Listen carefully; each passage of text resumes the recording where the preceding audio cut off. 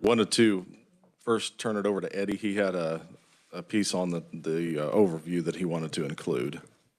Yeah, thank you, Mr. Chair. As I was going through the provisions afterwards, it came up that I had accidentally omitted one provision on the conferenceable provisions not listed above page on Senate Bill 147. I only have listed the adoption tax credit expansion.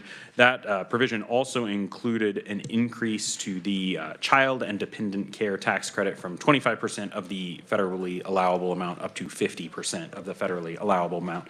And so in the updated version that when you reconvene tomorrow, that'll be added as well as the 529 item that we talked about yesterday. Okay, thank you. Well, Senator Tyson, I think we'll go ahead and proceed. We met back in the office and considered the offers that you had. We appreciate the 4.75 single rate. At this time, I think we're going to stick with our original offer in House or Senate Bill 169 at the 5.25 and still include that in the package deal. Would like to make a counter offer on 169, if that was your intent to offer that as Senate Bill 169, to remove the food sales tax provision out of 169 and offer also the provision in Senate Bill 33 and Senate Bill 40, the net operating loss carry back and carry forward changes, and also offer as a part of 169 Senate Bill 53, the manufacturer's coupon sales tax.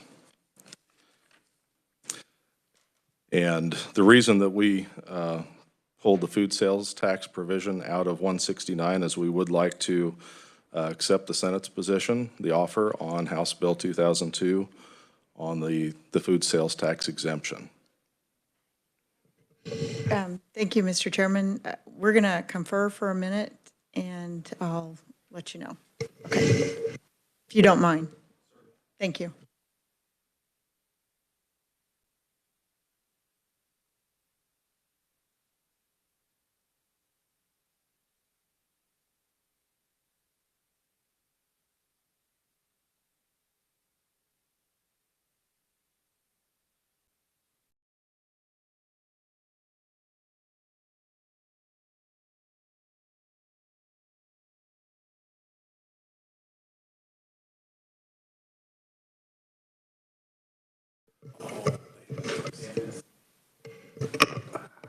So thank you, Mr. Chairman.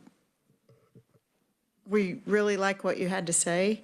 If you wouldn't mind, we would graciously, he said not all of it, but I'm sorry. We would graciously accept the 2002 on the food, and it's state and local to 2024.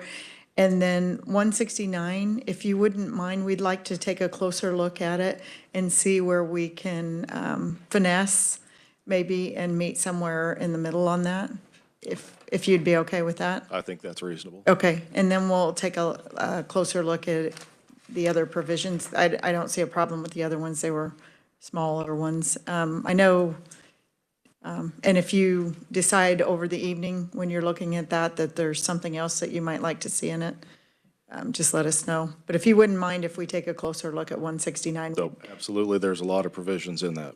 There is, thank you. And so we want to make sure that we don't misstep on a big, a major fiscal note like that.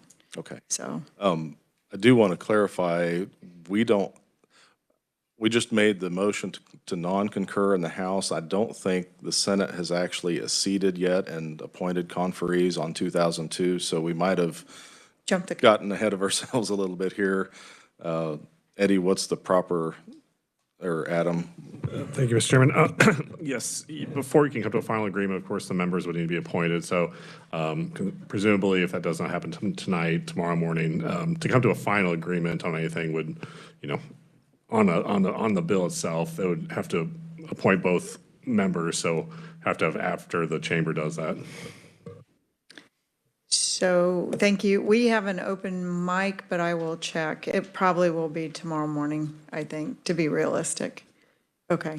So we'll plan on meeting tomorrow, 10:30. Hopefully, we can have all those motions in order. Would that work? I think 10:30 should be acceptable. Okay. Okay. Hopefully, we'll have a better grasp of where we want to land, too. Thank you. Sure, appreciate. Thank you. Thank you.